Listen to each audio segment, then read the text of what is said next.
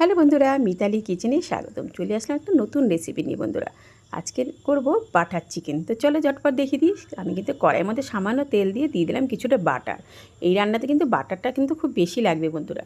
তো চলো বাটারটা একটু মেল্ট হয়ে গেল, দিয়ে দিলাম কিছুটা টমেটো। এখানে আমি 200 গ্রাম মতো টমেটো নিয়েছি। তো আমি বাটার চিকেনটা করছি প্রায় 600 গ্রাম চিকেনের। তো এখানে নিয়ে নিয়েছিলাম 200 গ্রাম টমেটো। আচ্ছা, টমেটোটা একটুখানি নাড়াচাড়া করে নেব। নাড়াচাড়া করে এর মধ্যে আমি কিছু অ্যাড করব, সেটা হচ্ছে, দেখো তোমাদের দেখিয়ে দিচ্ছি চলো। পেঁয়াজ, আদা, রসুন আর কাঁচা লঙ্কা, এগুলো কিন্তু আমি ছোটো ছোটো কী করে কেটে নিয়েছিলাম, এগুলো দিয়ে দিলাম। এগুলো দিয়ে কিন্তু টমেটোর সঙ্গে ভালো করে ভাজা ভাজা করব। মশলাটা এটাই হচ্ছে আসল বাটার মশলার, এটাই হচ্ছে আসল মশলা। দিয়ে দিলাম কিছুটা কাজু বাদাম। আর ভিডিওটাকে স্কিপ করো না, পুরোটাই দেখো, নাহলে কিন্তু রান্নাটা পরিষ্কারভাবে বুঝতে পারবে না।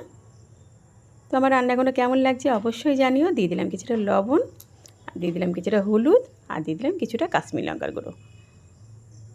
আর একটুখানি ভালো করে মশলাটা কষিয়ে নেব বন্ধুরা। আর হ্যাঁ, বেল বাটনটা অন করতে ভুলো না কিন্তু, হ্যাঁ, তাহলে নতুন নতুন রান্না তোমার কাছে পৌঁছে যাবে আগে। আর ভালোবেসে একটু সাবস্ক্রাইব করে দিও।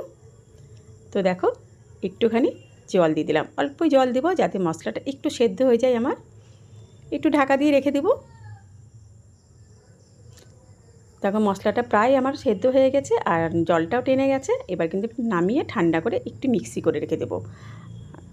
আর এখানে দেখো কিছুটা আমি ঠান্ডা করে দেখিয়ে দিলাম তোমাদের। এখানে দেখো কিছুটা আমি চিকেন নিয়ে নিয়েছি। চিকেনটা কিন্তু আমি ম্যারিনেট করে রেখেছি, তোমাদের ম্যারিনেটটা দেখানো হয়নি। এর মধ্যে দিয়েছি আদা, রসুন, একটুখানি হলুদ, একটু কাশ্মীর লঙ্কার গুঁড়ো, একটু লাল লঙ্কার গুঁড়ো, আর দিয়ে দিয়েছি একটু বিরিয়ানি মশলা। তো মশলাটা আমি চিকেনটা আধ ঘন্টা ম্যারিনেট করে রেখে দিয়েছিলাম। আর তার সঙ্গে দিয়েছিলাম অবশ্যই একটু লেবুর রস। আর চিকেনটা কিন্তু আমি ছোটো ছোটো করে সিঙ্গেল সিঙ্গেল করে ভেজে নিয়েছি, মানে তেলের মধ্যে অল্প অল্প করে ভেজে নিয়েছি। পুরো চিকেনটা কিন্তু একবারে ভাজিনি।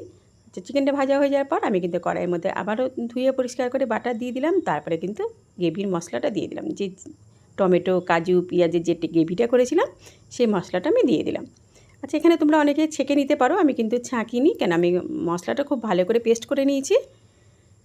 তা বাটার চিকেনের মশলাটা প্রচণ্ড একটা স্মুদি ব্যাপার আসে, আর একটা পুরো মোলায়েম হয়।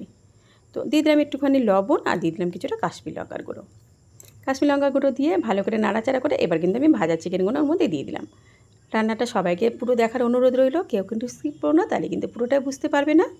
আর কেমন লাগছে আমার রান্নাটা অবশ্যই জানিও আমার কমেন্ট বক্সে। তো দেখো ভালো করে আমি নাড়াচাড়া করে নিয়েছি। এবার কিন্তু আমি একটুখানি জল দিয়ে দেবো বন্ধুরা।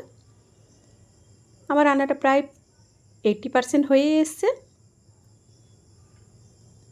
একটুখানি নাড়াচাড়া করে আমি কিন্তু ঢাকা দিয়ে রেখে দিব। তো ঢাকনাটা তোমাদের দেখানো হয়নি, ঢাকনাটা খুলে আমি কিন্তু এর মধ্যে একটুখানি কাসুরি মেথি দিয়ে দিলাম। কাসুরি মেথিটা দিলে কিন্তু টেস্টটা আরও ভালো হবে। আর দিয়ে দিলাম কিছুটা ফ্রেশ ক্রিম। ফ্রেশ ক্রিমটা কিন্তু খুব ভালো লাগে বাটার চিকেনে, অসাধারণ লাগে খেতে। তো ফ্রেশ ক্রিমটা কিন্তু আমি আবারও দিয়েছিলাম একটুখানি, তোমাদের দেখিয়ে দিলাম, 2বার দিয়েছি। তো মাঝখানে দেখো বাটারও দিয়ে দিয়েছি, বাটারটা তোমাদের দেখানো হয়নি। তা এর সঙ্গে আমি একটা রাইস করেছি, তোমাদের সঙ্গে সেটাও শেয়ার করলাম। এটা একটা মিক্সড ফ্রাইড রাইস করেছি। তো কেমন লাগলো রান্নাটা? সবাই ভালো থেকে পরে ভিডিওতে আবার চলে আসবো।